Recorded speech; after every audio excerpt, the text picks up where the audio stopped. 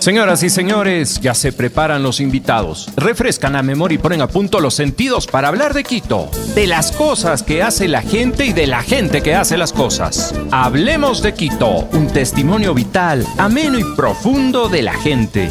Con la conducción de Rodolfo Muñoz, bienvenidos.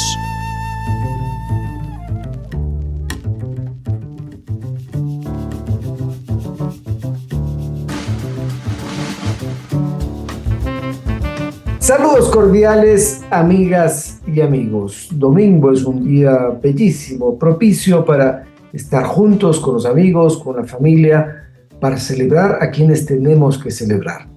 Este 1 de junio fue el Día del Niño en todo el Ecuador, una tradición que tiene ya un siglo. Y según el último censo en Ecuador del año 2022, casi un 20% de la población estaba conformado por menores de 12 años. En cifras son 3.344.000. De ese número, 1.708.000 son varones y 1.636.000 son niñas. Hoy abordaremos la historia de dos profesionales que son reconocidos y se destacan en sus ámbitos profesionales específicos. En la primera parte estará la escritora Lucrecia Maldonado y después Andrés Villamarín, periodista deportivo del staff de Radio La Red. Ya saludo en este momento con Lucrecia Maldonado, y que en realidad sus nombres completos son María Lucrecia Sofía Maldonado Rodríguez, escritora y educadora ecuatoriana. Ella es especialista en los géneros del cuento, novela y literatura infantil. Entre sus obras importantes destaca la novela Salvo el Calvario, ganadora en el 2005 del premio Aurelio Espinosa Polis. Te saludo, Lucrecia. No sabía que tenías 3 nombres. Eso ya es poco común en este tiempo. Claro, no te dejan. Hola, Rodolfo. Buenos días, tardes, noches, depende de cuándo nos vean. Y gracias por la entrevista, gracias por pensar en mí para este programa. Sí, tengo 3 nombres. Eran yo suelo decir de broma que mi papá pensó que no iba a tener más hijas, pero en realidad era el nombre de mi abuelita, era el nombre exacto del nombre de la mamá de mi papá.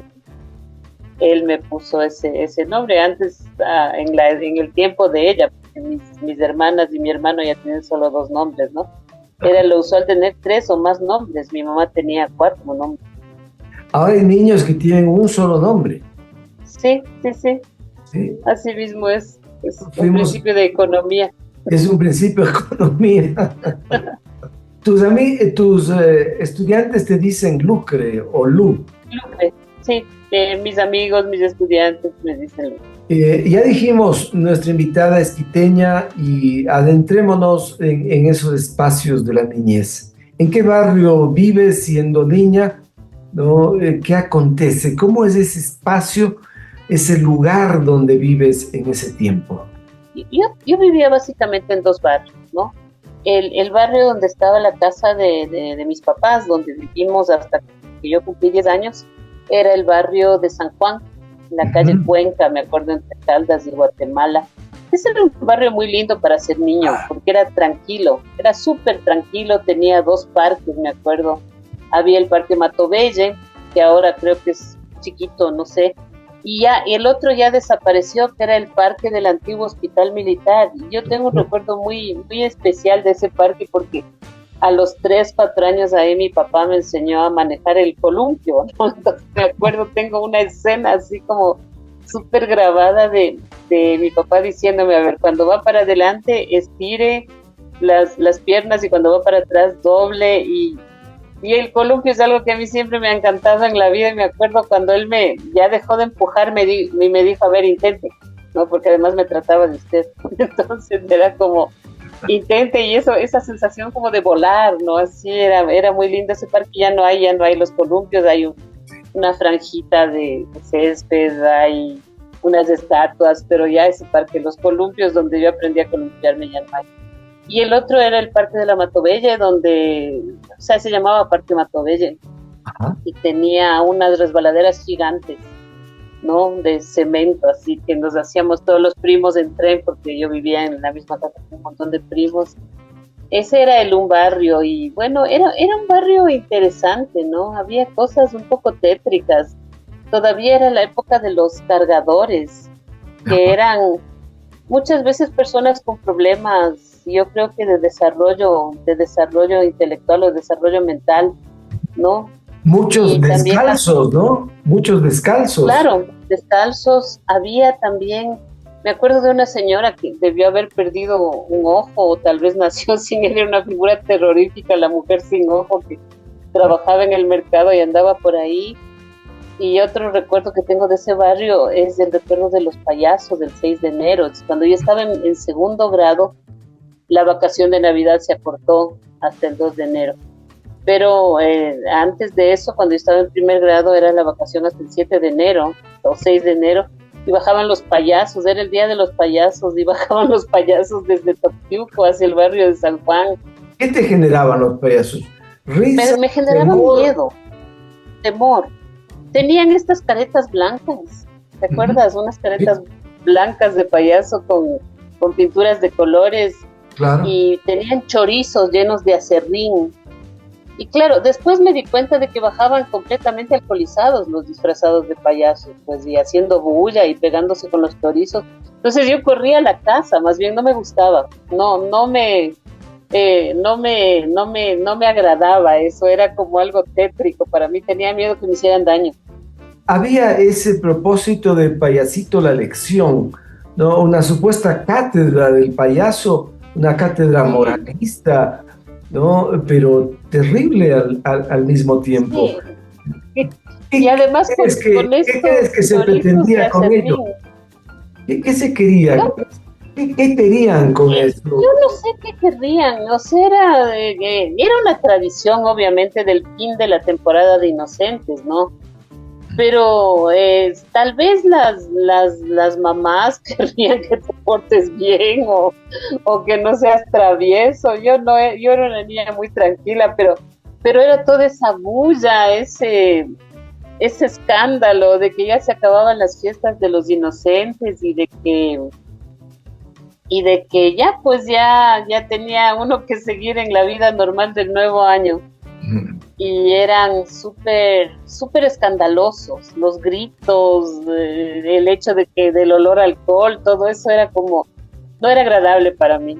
O sea, había gente que salía a verles y todo, pero para mí no, yo me iba a la casa. Y lo propio ocurría con tus otros compañeros. Con los otros niños primos. sí, un poco. Ajá. Ahora, yo me doy cuenta que mis hermanos, que eran más pequeños que yo, no se acuerdan de esa época, de ese momento. Yo sí tengo un recuerdo así, vago, ¿no? Porque era pequeñita, pero mis hermanas y mi hermano no se acuerdan de eso. ¿Y te ha servido esa vivencia para escribir de ese momento específico? No, aunque podría escribir algo sobre eso un rato, ahorita me das la idea, ¿no? Más bien otras cosas, porque yo también, bueno, el barrio de San Juan era una vida más de barrio, o sea, pasábamos en la calle, nos hacíamos coches de madera, como hay tanta cuesta y tantas, había, me acuerdo, la panadería, la pastelería de una señora que se llamaba Frandila, es un nombre que no he vuelto a oír en mi vida. Y a mí me encantaba, nos encantaba irnos a sentar ahí a ver cómo hacían las quesadillas, cómo hacían los bizcochos, cómo hacían los aplanchados.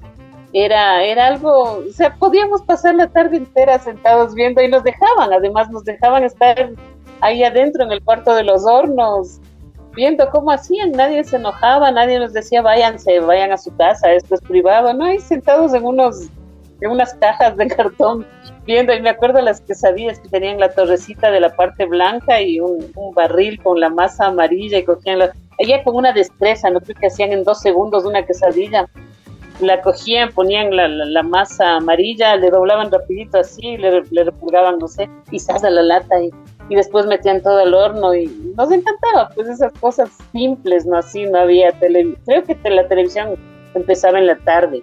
No había tablets, ni celulares, ni nada. Destacas de esa vida comunitaria, esa vida de barrio que hoy básicamente es casi imposible encontrar un barrio en esas condiciones. Los artesanos abriendo sus puertas, el carpintero, el zapatero, y los niños indagando en esas habilidades, probablemente perfilando su quehacer futuro, ¿no? O simplemente Sí, puede ser, pero ganando además de quietud. es posible, pero además yo veía como deben haber pasado, porque yo sostengo que siempre han pasado cosas horribles, ¿no? Pero era un mundo en donde todos nos cuidaban a los niños, ¿no? O sea, tú estabas en la pastelería con las puertas abiertas, los adultos ahí, venía tu mamá, decía, ya vamos, lo que sea, no había como ese miedo de qué le va a pasar, van a abusar, le van a secuestrar, Claro que los papás a veces te decían, ¿no? Te van a robar, no te vayas solita, te van a robar o lo que sea. Pero no era esa sensación de miedo que tenemos ahora de dejar a un niño solo en el barrio, ¿no? Eso que es esa angustia que te da de que tu nieto, tu hijo chiquito, lo que sea, salga y no vuelven de la tienda en 5 minutos y dices ya qué le pasó o lo que sea, la ciudad así con tensión, con miedo, eso no había. Al menos en ese barrio. ¿Ibas a la escuela del barrio? Iba a la escuela La Providencia, que quedaba bajando la cuesta en el centro, sí, cerca de la Plaza de San Francisco, en la calle Chile y Benalcázar, ahí era mi escuela. Entonces, cuando llovía iba en bus, me acuerdo. Y cuando hacía sol, pues íbamos caminando, bajábamos la cuesta y tarde regresábamos igual si llovía en bus. Mi escuela no tenía bus de escuela. Mi escuela tenía bus, el bus de línea, el bus de San Juan hacia el centro. No me acuerdo la línea. ¿Iba sola a la escuela? No, iba con mi hermana. ¿Acompañaba un adulto? A veces sí, cuando éramos más pequeñas, un adulto. Cuando éramos más pequeñas, así como hasta un 3er grado. Luego los niños íbamos solos caminando a la escuela, de que quedaba cerca. No, igual, no, como te digo, no había ese temor de que se va a perder, Y además íbamos algunos, ¿no? En el barrio había algunas niñas de la escuela, entonces íbamos, o cogíamos juntas del bus cuando llovía o lo que sea. Uh-huh. ¿Y qué espacios de la ciudad, en ese caminar tuyo, han quedado impregnados en tu memoria? Además de San Juan, que es un barrio delicioso para vivir y para observar desde allí, porque ese es un mirador bellísimo de Quito. Pero ¿qué otros lugares de esta ciudad Recoleta han quedado en tu memoria? Bueno, desde esa etapa, como yo vivía en el centro, pues bueno, la escuela, ¿no? Mi colegio, La Providencia era el colegio donde yo estaba. La Plaza Grande, ¿no? Toda esta zona en torno al Palacio de Gobierno, a la Casa de Carondelet, la Plaza Grande, la Catedral. La familia de mi papá vivía en el barrio de San Roque, cerca del mercado, del antiguo mercado. Y entonces allí era un barrio un poquito diferente a San Juan, era como un poco más áspero, más antiguo también, se notaba que era más antiguo y quizás había sido en algún tiempo más aristocrático. Ahí no había parques, no había plazas, había iglesias, pero a mí me gustaba, por ejemplo, la Plaza de San Francisco.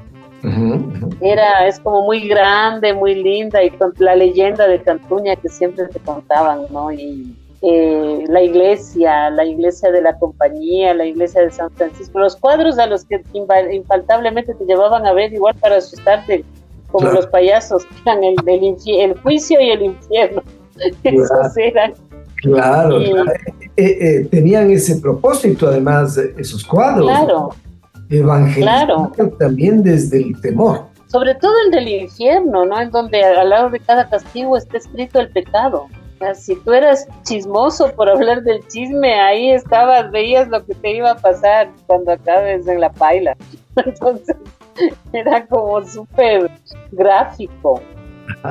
Era muy, muy gráfico. Entonces, bueno, todo ese caminar por el centro, la gente que había en el centro, gente, muchas veces los indigentes, los mendigos, gente con ciertos problemas, pero también otros personajes así interesantes, ¿no? Había estas personas que vendían remedios para curarlo todo en la Plaza de San Francisco o en la Avenida 24 de Mayo, que también era un poco tranquila en ese tiempo.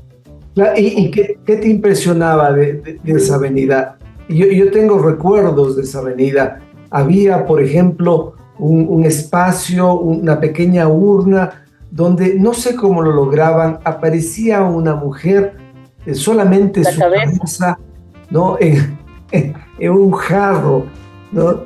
Y había unos papelitos que con un lorito podías sacar luego de haber pagado unos centavos para disfrutar tu futuro y tu suerte. ¿Recuerdas? Nunca la vi yo. A mí me contaban, pero yo nunca la vi. Una cosa que a mí me encantaba y que cuando vi la película Cinema Paradiso me hizo acordar bastantísimo es los cines de barrio. Había el cine Atahualpa, el cine Alhambra, había un montón de pequeños cines ahí en el barrio, ¿no? En el barrio este de San Juan de San Roque. Yo me acuerdo, por ejemplo, la primera película que vi fue La Blancanieves de Walt Disney, que yo tenía miedo a la oscuridad y no quería quedarme en la sala y mi tía me sacó. No sé si me reclamó, me convenció y luego me hizo entrar a ver otra vez la película y la disfruté muchísimo y desde entonces me hice cinéfila, aunque ahora último ya no soy, o sea, sigo siendo cinéfila, pero no voy tanto al cine, ¿no? Pero era como la magia, así de ver, ya me olvidé de la oscuridad y desde entonces me encantaba el cine. Había el cine Quito al lado de La Salle. Exacto. El cine Variedades, todos esos cines. El cine Alameda, muy cerca de San Juan también. Claro, ¿no? El cine Alameda, el Alhambra. El Alhambra que también, ahora creo que es un templo evangélico, pero hacían obras de teatro. La compañía de Lolita Albán, me acuerdo que ahí vi El gato con botas. Mi papá nos llevaba mucho a eso. Y el Teatro Sucre también estaba en su esplendor, ¿no? Claro. En el cine central, ¿no? En la calle, ¿qué es? Esmeraldas. Era como más hacia la Alameda, ¿no? El central. Sí. O más hacia el barrio América, por ahí. No, el central muy cerca del Teatro Sucre, sobre la calle Esmeraldas, claro. Yo vi allí a Ernesto Albán y Zarzocita en una de sus estampas. Una ciudad bucólica, con olores, con sabores. ¿Qué olores y qué sabores de ese Quito infantil recuerdas? Ay, verás, en mi colegio, La Providencia quedaba atrás de un lugar donde molían y tostaban café. Oh, sí. Entonces, ese olor a café para mí es entrañable, así, o sea, el olor a café, que comenzaban a hacerlo en la mañana, temprano, tipo 11 de la mañana, y todo se llenaba de olor a café, porque el olor pasaba directo al patio de secundaria, pero también si ibas a la secundaria cuando eras en primaria, que a veces pasábamos, igual era un olor a café, y ese mismo olor había en la casa de San Roque de mi abuelita, porque ahí también molían y tostaban y molían el café. Entonces es un olor, y hasta ahora yo soy adicta al café, o sea, el café para mí es lo máximo, pero esos olores eran deliciosos para mí, o sea, era así como el olor de la infancia, ¿no? Ese básicamente me acuerdo mucho. Junto a La Providencia, no sé si se llama Café Oro, creo, ¿no? Café Oro. Ese es el sitio que está grabado en la memoria de muchos de nosotros. Hay acontecimientos, Lucrecia, importantes también que durante nuestra niñez han ocurrido.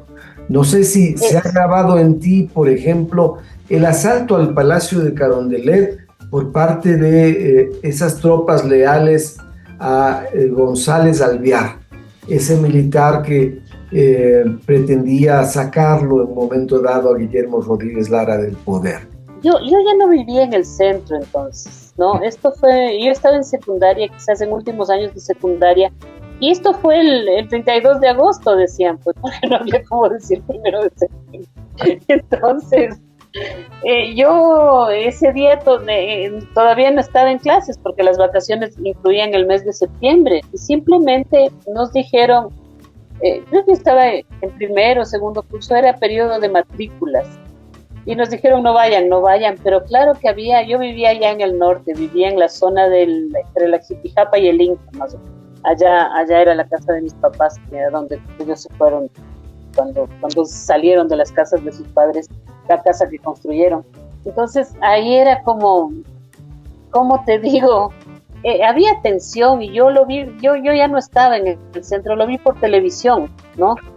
Y claro, supimos todo lo que pasaba y pues, ahora, por ejemplo, desde ahora tú ves esa historia y entiendes mucho más, ¿no? Entiendes mucho más la historia nacional ligada a la geopolítica y a un montón de cosas, pero en esa época era el miedo, la tensión a que pasen cosas malas, a que alguien se muera, ¿no? Yo tenía un tío militar, no sé dónde estaba él en ese momento, y entonces era esa tensión, sobre todo de verle a mi mamá preocupada ahí por su cuñado, por su hermana, y todo eso, pero yo ya no estaba en ese escenario, o sea, yo lo vi por la tele.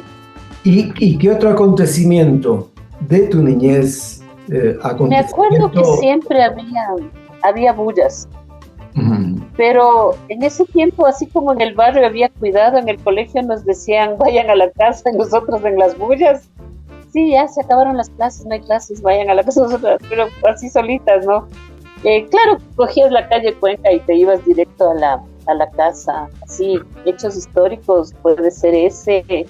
Me acuerdo una vez que nos llevaron a presionarle al presidente Roldós para que no pase alguna legislación educativa, porque supuestamente iba a hacer daño a la educación particular religiosa, ¿no? Entonces fuimos ahí a manifestarnos. Obviamente no era nada ni siquiera grave, no sé si pasó o no, pero así, hechos históricos concretos de haberlos vivido yo ahí personalmente no me acuerdo. Me acuerdo esas cuestiones de las bullas, de las bombas lacrimógenas a veces, que sí molesto y era complicado, ¿no? Bueno, mis papás corrían a vernos, a sacarnos del colegio y a llevarnos a la casa. Y cosas que me acuerdo, por ejemplo, antes de entrar a la escuela, esto era antes porque yo no hice kinder, sino que fui directo a primer grado, fue el asesinato de Milton Reyes, cuando lo encontraron en una quebrada por ahí, por la zona de San Juan, Toptiuco. Eso sí me acuerdo que se comentaba en la casa, ¿no? Se comentaba que se le encontró. Y esto era en el gobierno de Velasco Ibarra, que empezó en el 68. ¿No? Esa tensión periodo, ¿no? También. El quinto velasquismo, cuarto velasquismo. Ese era el quinto, creo que fue. Quinto velasquismo. Porque ese acabó en Rodríguez Lara, ¿verdad? ¿Qué espacios simbólicos de la ciudad que han tenido relevancia en tu vida infantil se han quedado para la escritura? Porque la escritura tiene también una condición de exorcismo, ¿no? Sacar los demonios que puedes haber guardado. ¿Qué es lo que has podido plasmarlo escribiendo de tu niñez? Bueno, escribiendo sobre de la zona céntrica, sí. La parte del municipio, la Plaza Grande. Tengo una novela que se llama Salvo el Calvario, que tú la mencionaste. Esa novela ocurre en el centro histórico.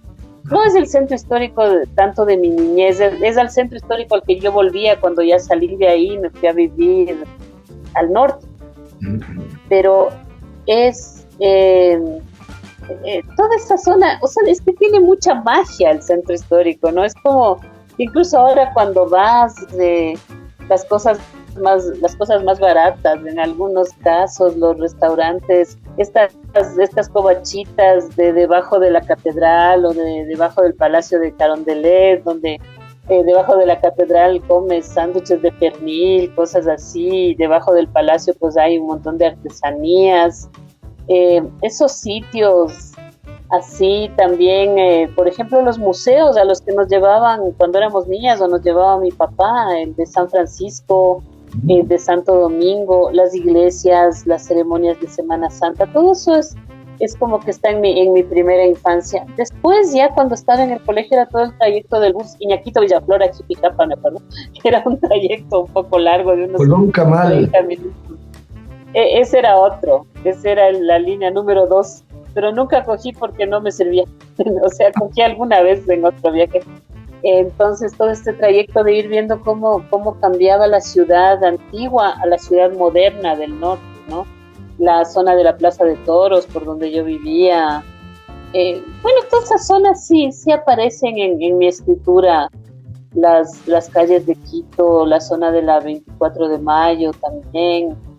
Pero, por ejemplo, hay un cuento que escribí que se llama En un 2x4, que es sobre el tango en Quito, pero eso ocurre en la calle Chimborazo, donde vivían mis abuelos, y más por anécdotas de mi papá, que me contaba de unos músicos ciegos que tocaban en la 24 de Mayo, y que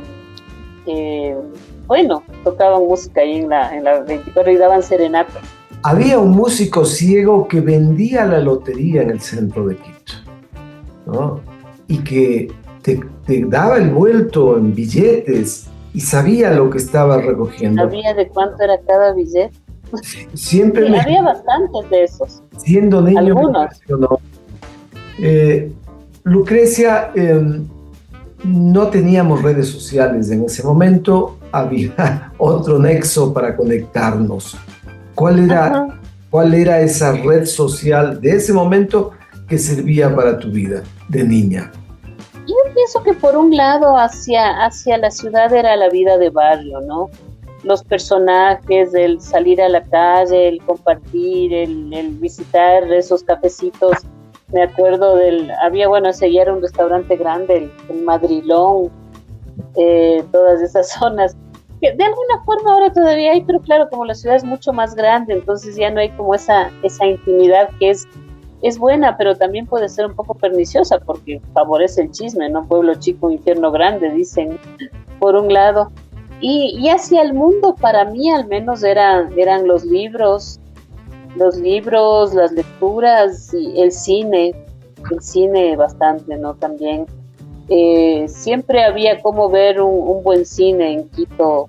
Me acuerdo mucho del teatro universitario, por ejemplo, ya cuando fui adolescente y cuando estuve en la universidad, o el Teatro Colón, que eran cines así como de culto, parecido a lo que ahora es del 8:30, por decirte algo. Pero eso ya no es de mi niñez, sino de mi adolescencia. En su momento, ¿no? De mi juventud. ¿Y la decisión, la voluntad de ser escritora, nace siendo niña o es posterior? Nace siendo niña. Nace siendo niña porque la mamá de mi papá era una persona a la que le gustaba mucho contar historias.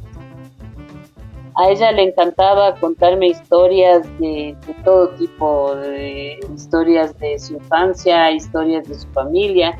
Ella era de Ambato, historias de Ambato, y mis tíos que contaban películas, y todos esos relatos eran como que era bien agradable, ¿no? Y ver películas.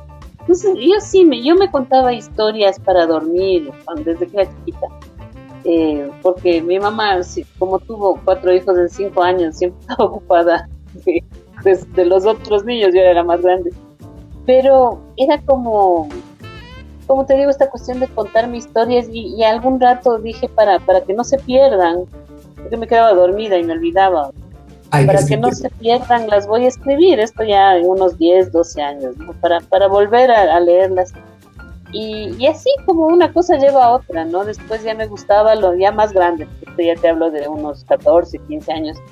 Y también empecé a escribir algo de poesía. Yo tuve una profesora que me hizo leer un libro muy, muy lindo, y que cuando vuelvo a él digo, ¿qué viste? O sea, es Platero y yo, y cuando lo lees en unos 12 años, es una historia súper conmovedora y linda, pero cuando lo lees en unos 15 años, dices, al menos yo decía, ¿cómo hace esto con las palabras, no? ¿Qué poeta tan grande que es Juan Ramón Jiménez? Y yo dije ahí, me dije, si esto es escribir, si esto es ser escritor, yo quiero, ¿no? Yo quiero ser escritora para hacer algo tan bonito como esto solo con el lenguaje. Y ahí me enganché y ya. Bella historia la de Lucrecia Maldonado, siendo niña. Gracias, Roberto. Te agradecemos muchísimo, nos llena el espíritu escuchar esto que nos cuentas y creo que muestra también por qué, habiendo sido una niña feliz, eres una escritora que nos haces felices a los lectores como yo. Tenemos, como habíamos anunciado al principio, a un joven periodista que es parte del equipo de Radio La Red. Él forma parte también del equipo internacional periodístico ESPN. Es un reportero a carta cabal, de esos que pueden dedicar 24 horas al día para hacer honor a su profesión. Le dicen el pichón. Te saludo, Andrés Villamarín, y te pregunto primero, ¿por qué te dicen pichón? ¿Como pollo, como palomo, como cría? ¿A qué se debe ese denominativo tuyo? Rodolfo, ¿cómo te va? Un fuerte abrazo para ti, para toda tu prestigiosa audiencia. Un abrazo a todas las personas que están al pendiente de este programa. A ver, allá por el año 2015 ingresaba a Radio La Red en el mes de marzo y Alfonso Lazo Ayala me habla conmigo en los días previos al yo renunciar a Radio Quito e ingresar a Radio La Red, y me dice: vas a estar en el programa La Barra de la Tribuna y va a ser un reto distinto porque vas a estar rodeada de personas que pintan canas. Fueron frases de Alfonso, y yo obviamente sabía lo que era La Barra de la Tribuna porque mi papá siempre fue fiel oyente en la época de César Pardo y del Chaca Salas, y sabía de Cheche Peche y sabía de aquel programa. Entonces, cuando ingresé a La Barra, recuerdo que el primer panel era el Flaco Pazimiño, Pietro Marcetti, el tocayo Edwin Salazar y el Chaca Salas, y ahí ingresaba yo. Entonces ellos siempre tenían características de tener el Flaco, que el Pietro, que el Plinio cuando estaba, que el tocayo, que el Chaca, y decían: no, ¿y ahora cómo le ponemos? El pollito. Y al cierre de ese programa, el lunes 5 de marzo del 2015, me dicen: no, pollo les dicen a muchos, y a Andrés Larriba le decían pollo por un saco amarillo que siempre usaba. Entonces decían: no, pichón, y ya, y quedé como pichón a tal punto, Rodolfo, que hay varios jugadores que hasta ahora no tienen idea cómo me llamo. Bien, vale eso también en ciertos ejercicios profesionales, ¿no? De modo que el pichón Villamarín está ahora con nosotros. Disfrutamos su presencia, te agradecemos, Andrés. Y quiero preguntarte, ¿dónde naciste? ¿En qué barrio? ¿Cuál fue tu escuela? ¿Qué te viene a la memoria en este momento? A ver, yo soy un tipo muy familiar. Yo nací el 2 de enero del año 93 acá en la ciudad de Quito. Yo me crié en la zona del norte, en la Vaca de Castro, en aquellos edificios. Ahí fue parte de mi infancia. Era un tipo que de niño me gustaba jugar al fútbol, esa es una realidad. No quiero decir que soy un futbolista frustrado porque no fue así. Sin embargo, cuando era niño me gustaba un montón jugar a la pelota en el colegio Spellman, donde estuve 13 años de mi vida. No me gradué ahí, quizás esa es otra experiencia para contarla más adelante, pero ahí empecé a jugar con mis compañeros de escuela y demás, pero era muy vago en el tema de correr, el famoso test de Cooper, me acuerdo, y no me gustaba correr. Entonces yo era un... ¿Qué puesto tenías? Yo jugaba como de enlace, detrás del delantero. Y entonces me gustaba jugar a tal punto, esta es una anécdota que yo le he contado, yo tenía, según mi entrenador en aquel entonces, que era Washington Guevara, el histórico jugador de varios equipos del fútbol de la capital, el tema es que yo estaba en la yo tenía, no me acuerdo si eran 10, 11 años, y me convocaron a un torneo que era de Coca-Cola, que era como para proyección a jugar en la Argentina. Entonces a mí me suben para jugar con los chicos de la 12 y resulta que en un choque en Avna, en las canchas de San Carlos, me acuerdo en aquel entonces, es como que me desplazan, yo me caigo y me rompo el brazo y me quedé sin poder ir a ese torneo. Entonces fue como una especie de frustración. Dije, no juego más, me encanta hablar, me gusta ver, me encanta jugar PlayStation, y dije, no juego más. Y en realidad nunca volví a jugar así no me como digas. en competencia. ¿Eras un niño gordito o flaquito? Era un niño flaco y después de aquello me engordé, y después odiaba hacer ejercicio. De hecho, detestaba las clases de cultura física y demás, como que me costaba aquello. Yo tuve la oportunidad, siendo niño todavía, de jugar un campeonato de baby fútbol. Tú probablemente no has conocido de esos torneos que habían en Quito. Organizaba la Dirección de Cultura y Deportes del municipio de Quito. Allí Juan Paz Imiño, padre del historiador y padre de César Paz Imiño, era el director de esa dependencia y organizaban cada año un campeonato maravilloso donde los distintos barrios intervenían. Me viene con tu recuerdo, a mí también ese recuerdo que, claro, en la niñez es bellísimo que eso acontezca, el juego tiene otra dimensión, es más un divertimento, aunque sudas también la camiseta haciendo honor a la que te estás poniendo, y sueñas mucho.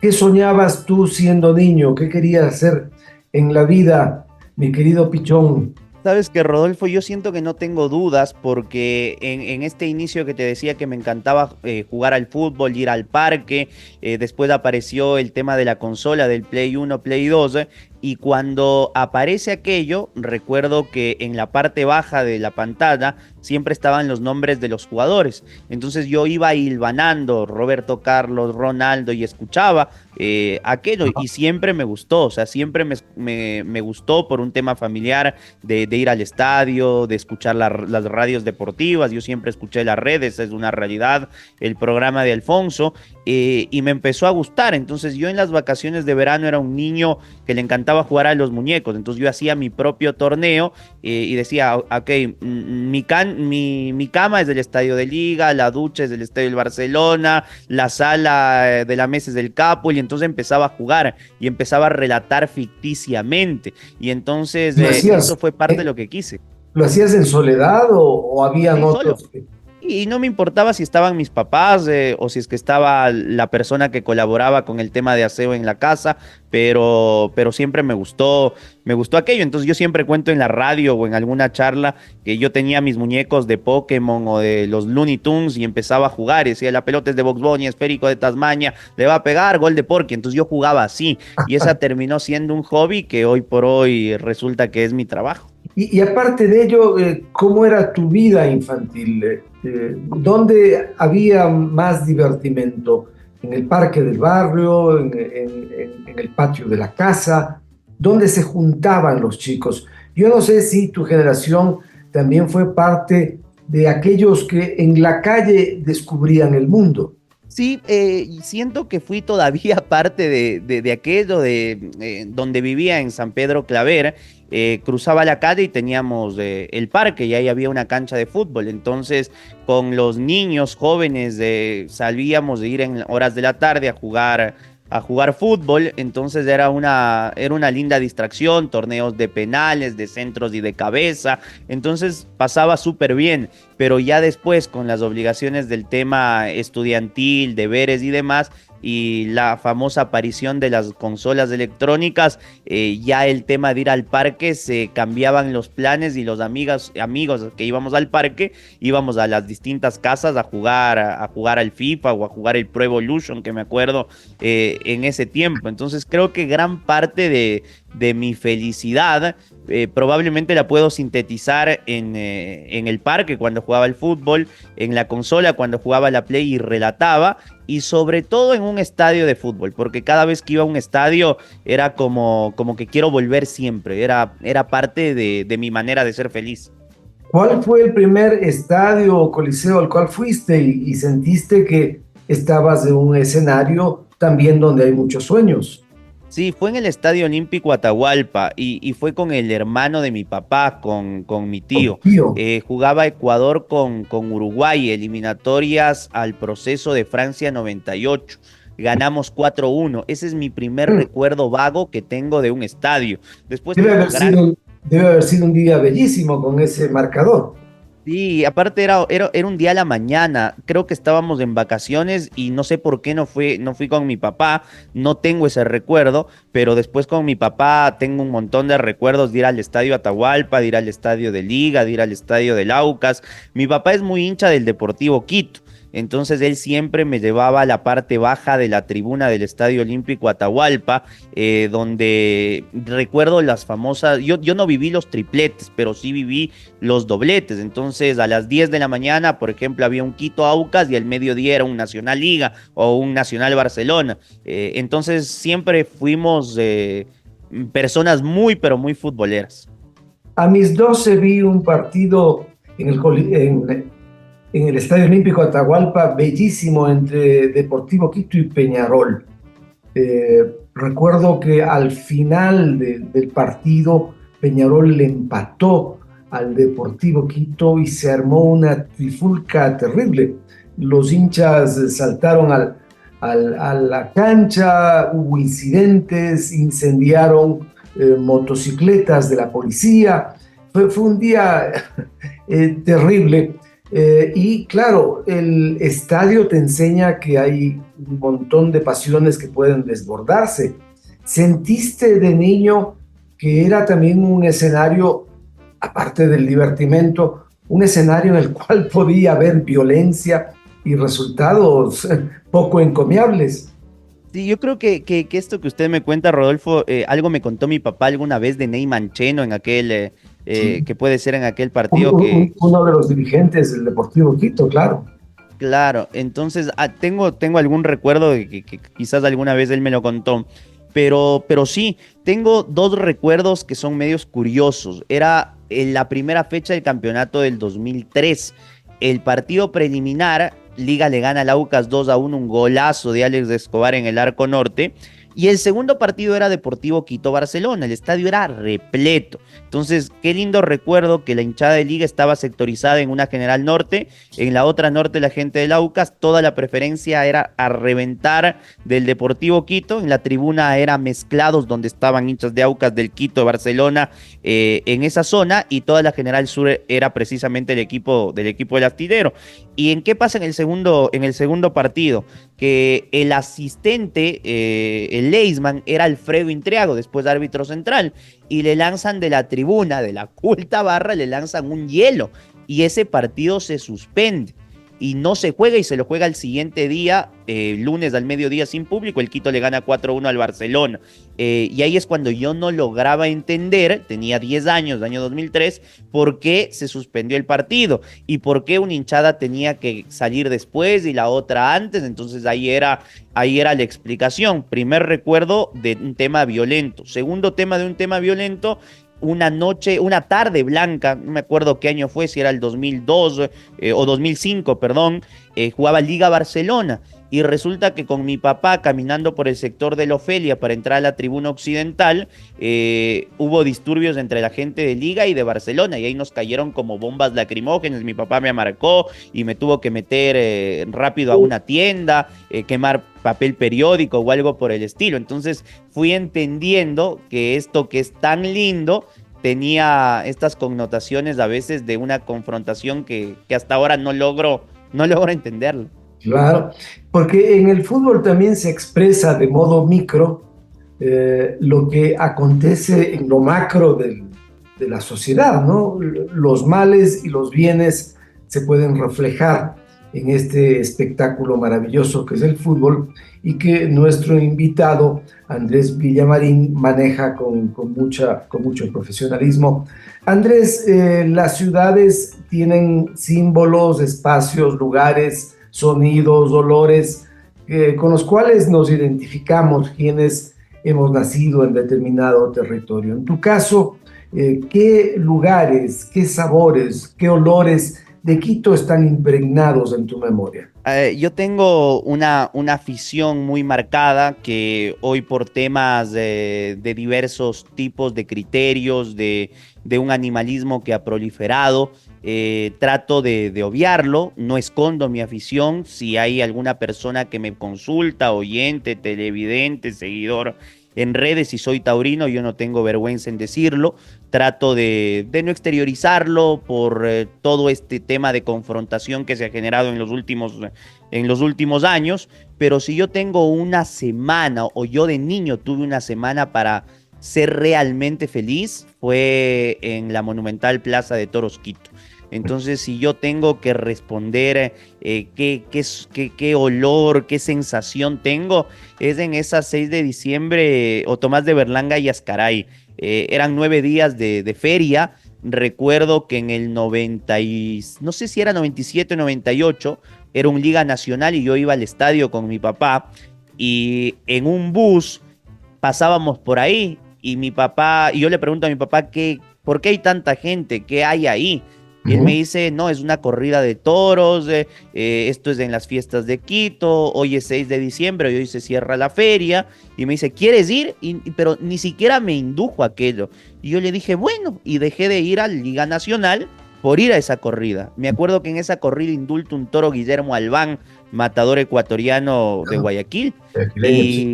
Y yo lo que soñaba era de inmediato al año siguiente volver a la Plaza de Toros y volver a la Plaza de Toros. Y la afición se hizo tan pero tan grande que no solo era lo que hablaba mi papá, sino lo que yo veía, lo que yo investigaba. En ese tiempo era en carta, lo que ahora es Wikipedia. Entonces uno veía y me encantó ese mundo. Y fui conociendo gente, fui aprendiendo el mundo del toro.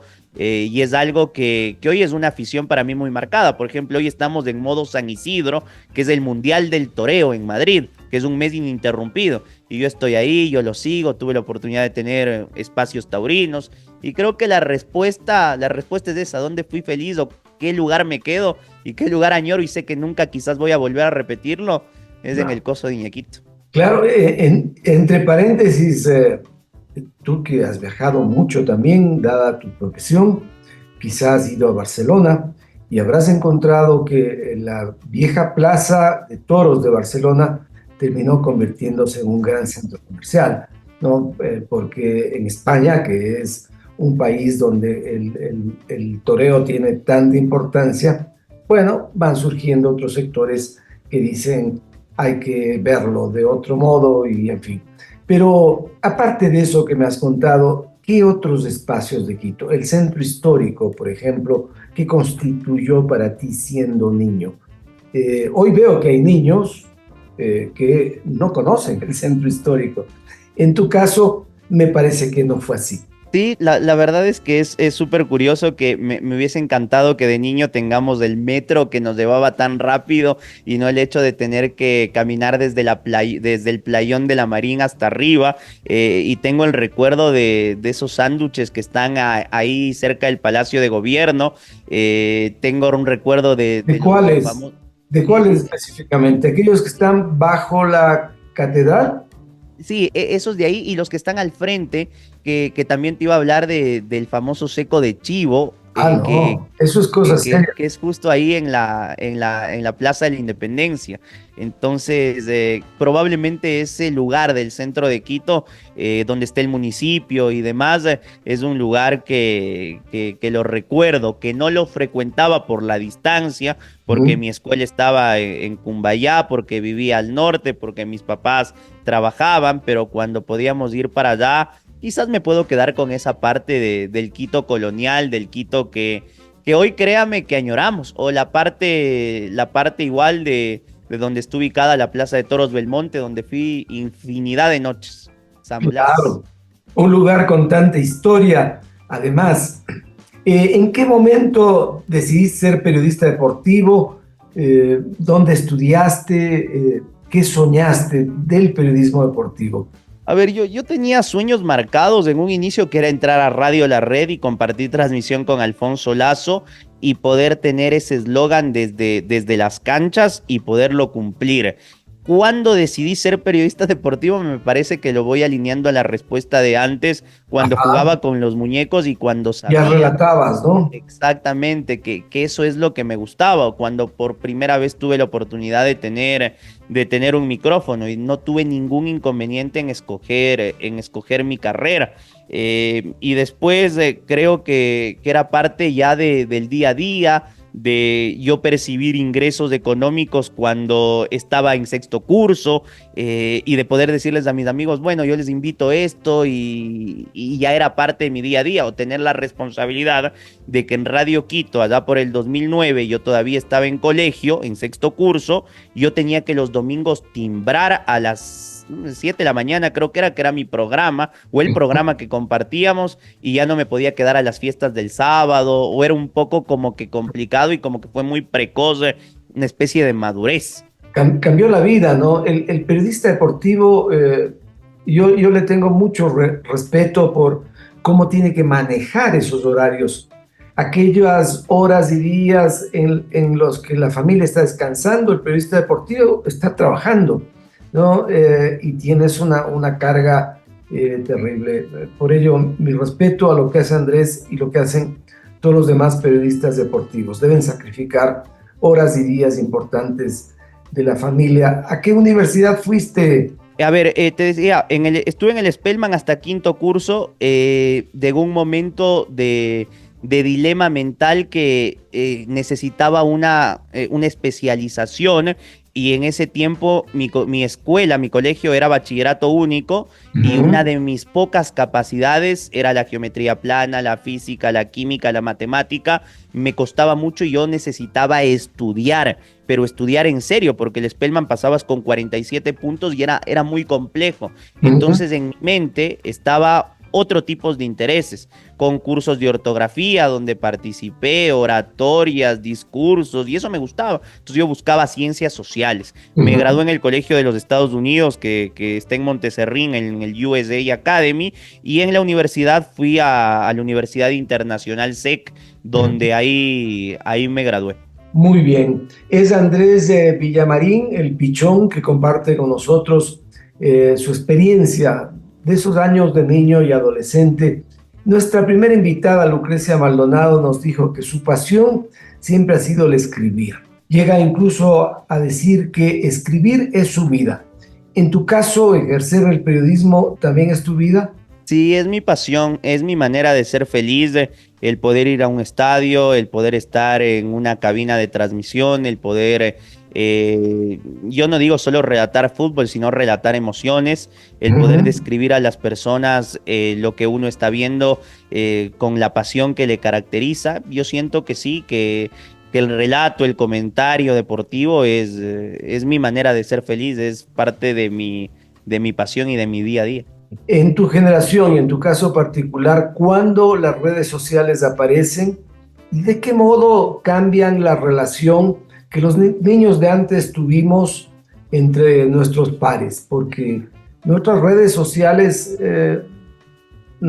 no tenían la condición que tienen ahora, no existían como hoy concebimos una red social, de modo que la única manera de juntarnos era reuniéndonos. Ahora, en tu generación, eso cambió. ¿Las reuniones se tornaron virtuales o siguieron teniendo importancia las reuniones físicas, presenciales? 2010 terminaba una red social que se llamaba High Five e ingresaba el Facebook. Y ahí empezaba el famoso Messenger, o los que tenían el teléfono BlackBerry, el BB Pin. Y después vino el WhatsApp. Entonces fue como parte de cómo íbamos alineándonos en mi generación a generar una especie de dependencia con el Messenger. O sea, les veías a tus compañeros, compañeras de colegio todo el día y tú seguías chateando con ella, inclusive si es que estaba en la otra aula. Entonces empezó al contacto físico a tomar una notoriedad distinta con el tema del chat.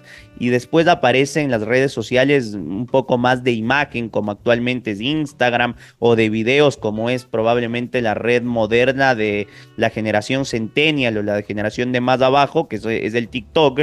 Entonces siento que evidentemente cambió, Rodolfo, porque antes tranquilamente nos podíamos reunir presencialmente, y en aquel entonces ya eran reuniones que eran virtuales. Skype era otro, que era también de videos.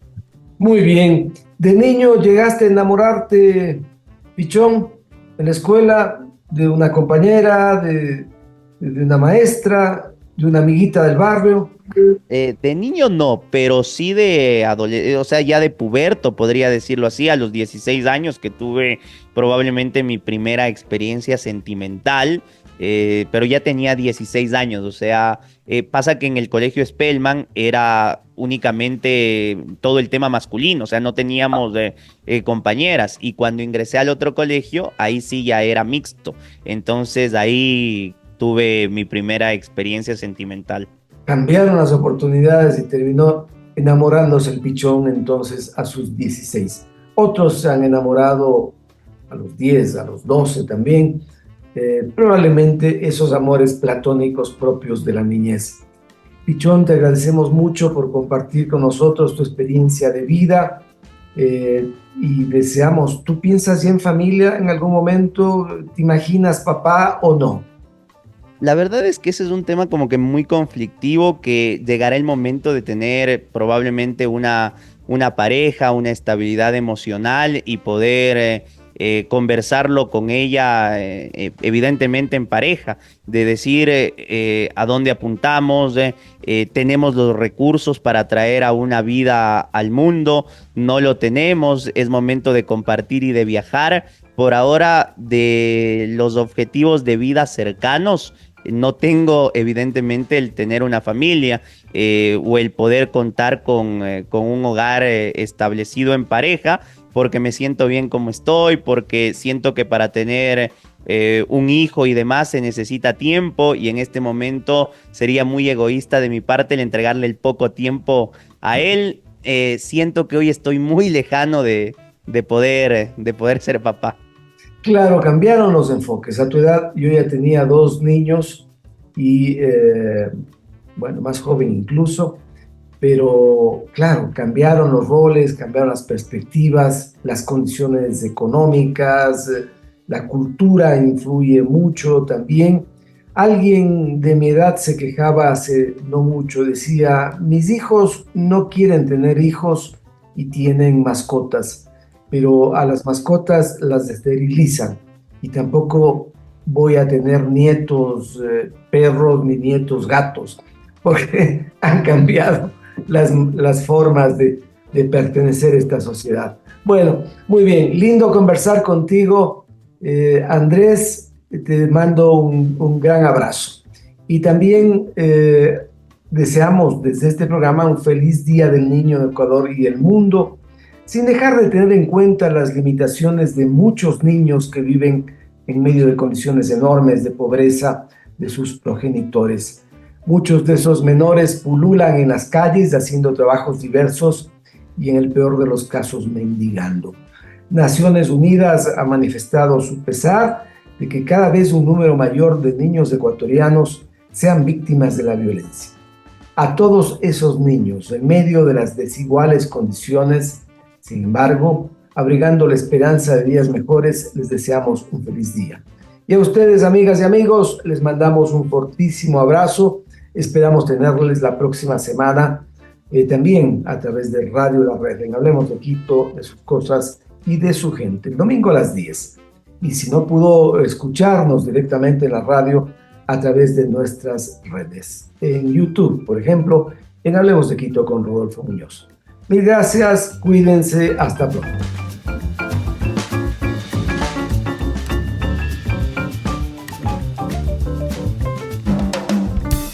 Respetable audiencia, por ahora concluye Hablemos de Quito. Agradecemos su sintonía y le invitamos a un nuevo encuentro el próximo domingo para seguir descubriendo los secretos de Quito y de su gente. La Red 102.1 FM y en la web www.lared.com.es.